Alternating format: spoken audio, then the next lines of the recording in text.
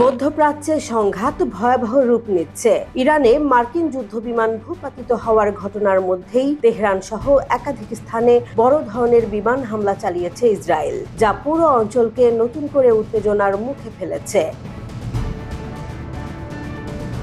মার্কিন কর্মকর্তাদের বরাত দিয়ে আন্তর্জাতিক গণমাধ্যম জানিয়েছে, দক্ষিণ ইরানে ভূপাতিত হওয়া F-15E যুদ্ধবিমানের একজন ক্রুকে উদ্ধার করা হয়েছে, তবে আরেকজন এখনো নিখোঁজ রয়েছেন। তাকে উদ্ধারে অভিযান চলছে বলে জানা গেছে।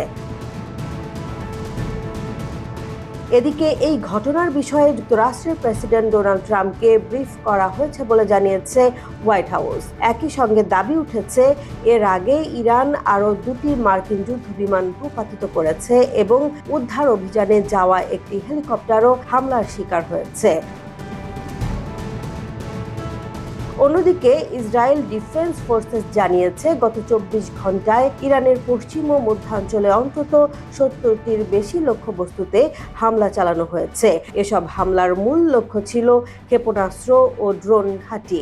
একই সময়ে লেবাননের বৈরুতেও বিমান হামলার খবর নিশ্চিত করা হয়েছে। ইরানের স্থানীয় প্রশাসন জানিয়েছে, বিধ্বস্ত মার্কিন যুদ্ধবিমানের ক্রুদের জীবিত আটক করার চেষ্টা চলছে এবং এ বিষয়ে পুরস্কার ঘোষণাও দেওয়া হয়েছে। এতে করে পরিস্থিতি আরও জটিল হয়ে উঠছে। বিশ্লেষকদের মতে, একদিকে মার্কিন সামরিক ক্ষয়ক্ষতি, অন্যদিকে ইসরায়েলের ধারাবাহিক হামলা, সব মিলিয়ে মধ্যপ্রাচ্য একটি বড় ধরনের আঞ্চলিক সংঘাতের দিকে এগোচ্ছে, যার প্রভাব বৈশ্বিক নিরাপত্তা ও অর্থনীতিতে পড়তে পারে। জেসমিন জাহান, নিউজ ডেস্ক, জনবাণী।